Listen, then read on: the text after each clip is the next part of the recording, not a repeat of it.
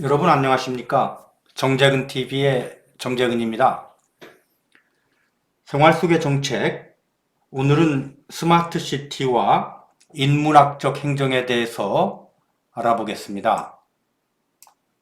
첨단 정보통신 기술이 발전하면서 요즘 스마트 시티가 도시 정책의 화두입니다.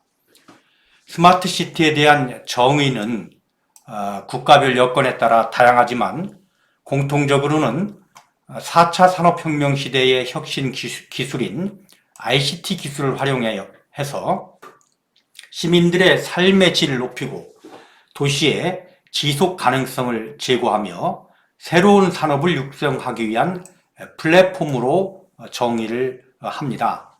이것은 대통령 직속 4차 산업혁명위원회에 속해 있는 스마트시티 특별위원회에서 정의를 한 것인데요.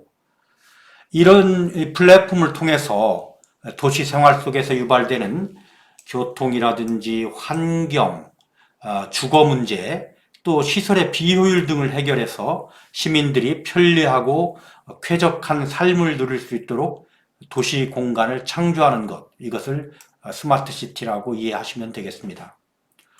그런데 스마트 시티는 대개 이런 첨단 기술을 구현하기에 용이한 신도시나 아파트 단지 등에서 먼저 시행되는 경우가 많습니다. 상대적으로 저소득 주민이 살고 있고 주거 형태나 건축물들이 균질화되어 있지 않아서 ICT 기술을 적용하기 어려운 원도심 지역은 스마트 시티 정책을 시행하기에 비용이나 효율성 측면에서 상당히 불리합니다. 그러나 이런 추세가 지속된다면 자칫 우리 사회가 경제 사회적으로 계층화될 뿐만 아니라 도시 내에서도 스마트 시티 지역과 여타 지역으로 공간적 이분화가 진행이 될 수 있습니다. 그리고 이러한 공간의 이분화는 경제적 계층 분화와 결합이 되어 도시의 포용성과 사회의 통합성을 저해할 우려가 있습니다. 스마트 시티 정책의 혜택이 도시의 모든 주민에게 돌아가기 위해서는 인문학적 행정과 도시 포용성에 대해서 고민을 해야 합니다. 저희 대전 세종연구원에서 발간하는 개간지가 있는데요. 대전 세종포럼입니다. 지난 여름호에 스마트 시티를 특집으로 다루면서 제가 이런 문제를 제기를 했습니다. 그때 권두원에 제가 문제 제기를 했던 것을 한번 같이 살펴보도록 하겠습니다.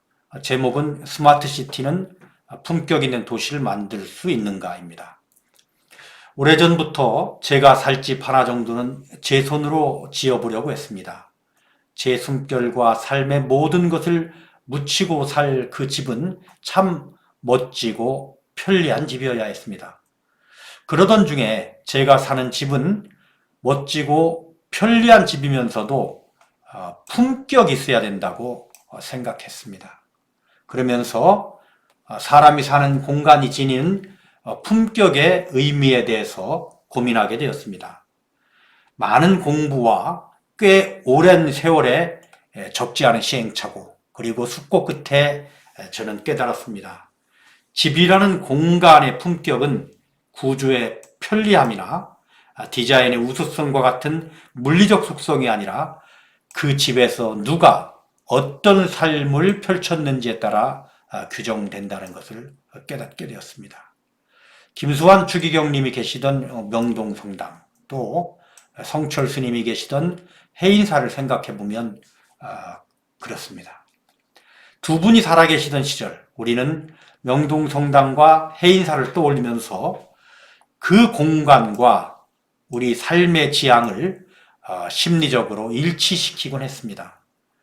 당시 저는 명동성당과 합천 해인사 퇴설당이라는 그 공간을 품은 대한민국에 내가 있다는 것만으로도 뿌듯함을 느끼곤 했습니다. 오랜 세월 사람은 지구 표면에 깃들어 살 집을 만들어 왔습니다. 이 집들이 모여있는 공간을 우리는 도시라고 부릅니다. 그러므로 사람이 깃들어 사는 도시도 품격이 있어야 한다고 생각합니다. 이번 기획 특집 주제는 스마트시티의 미래입니다.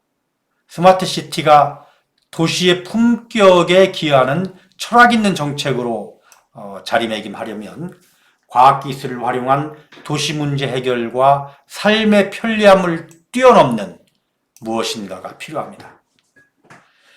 품격 있는 공간이라고 여겨지는 세계 곳곳을 우리는 방문하고 심지어 순례를 합니다. 조지훈 선생이 자유, 너 영원한 화라산이여로 시작되는 시의 시상을 떠올린 곳이 고려대학교 앞에 있는 허름한 술집인데요. 이 품격 있는 공간을 찾고자 하는 학우들로 이 허름한 막걸리집은 늘 붐볐던 것으로 아직도 기억합니다. 카프카와 해밍웨이가 살았던 집들, 또 미국 매사추세츠에 있는 월든 펀드 옆에 있는 소로우의 오두막집, 이런 것을 왜 사람들은 여전히 찾아갈까요? 이것들은 모두 인문학적 가치가 배어있는 공간이라는 공통점이 있습니다. 이처럼 인문학적 가치와 연관된 삶이 존재했던 집, 학교, 교회, 마을, 도시 등은 누구나 방문하고 싶고 살고 싶은 품격 있는 공간으로 자리매김하는 것 같습니다. 그리고 그런 공간은 시간이 흐를수록 전설이나 신화와 같은 이야기가 보태지면서 점점 더 매력 있는 공간으로 자리매김합니다. 만일 도시에 인문학적 가치를 싣는다면 품격 있는 공간으로 만들 수 있지 않을까요? 그러므로 스마트 시티가 도시를 품격 있는 공간으로 만들려면 인문학적 가치를 도시 공간에 실현하면 됩니다. 그렇다면 인문학적 가치란 무엇일까요? 인문학적 가치란 인간을 긍휼히 여기고 신뢰하는 것입니다.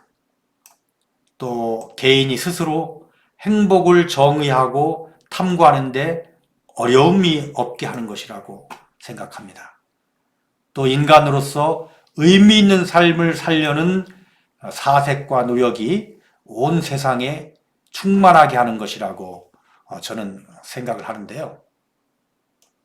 그렇다면 스마트 시티는 도시의 포용성에 보다 집중해야 합니다. 왜냐하면 도시의 포용성은 도시 정책 중에서 가장 인문학적 가치에 가까이 있기 때문입니다. 먼저 스마트 시티를 건설할 때 기술적 구현이 쉬운 신도시 지역 위주의 건설로 원도심 지역이 소외되지 않도록 하는 것이 중요합니다. 공간적 디지털 격차가 주민 사이에 정보 격차로 연계되지 않도록 정보 소외계층을 포용하는 것이 중요합니다.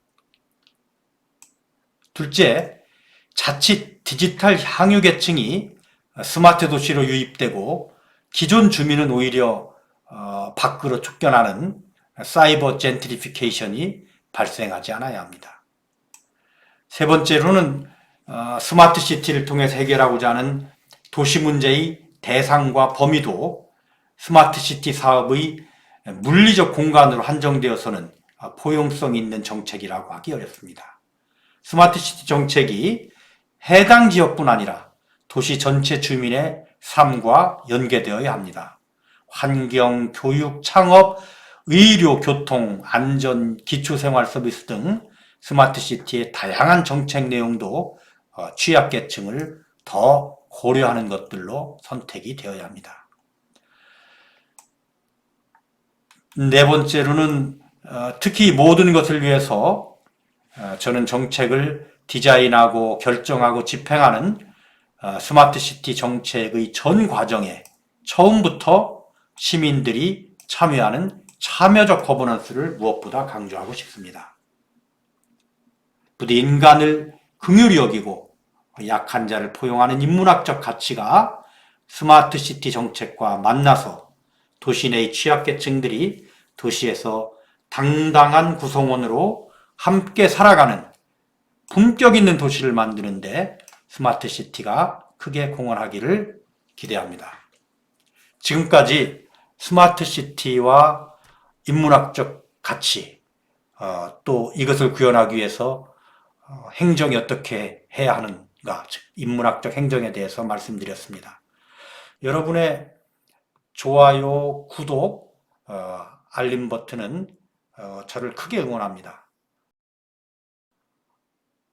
응원해 주시면 더 좋은 영상으로 보답하겠습니다. 지금까지 정재근 TV의 정재근이었습니다. 고맙습니다.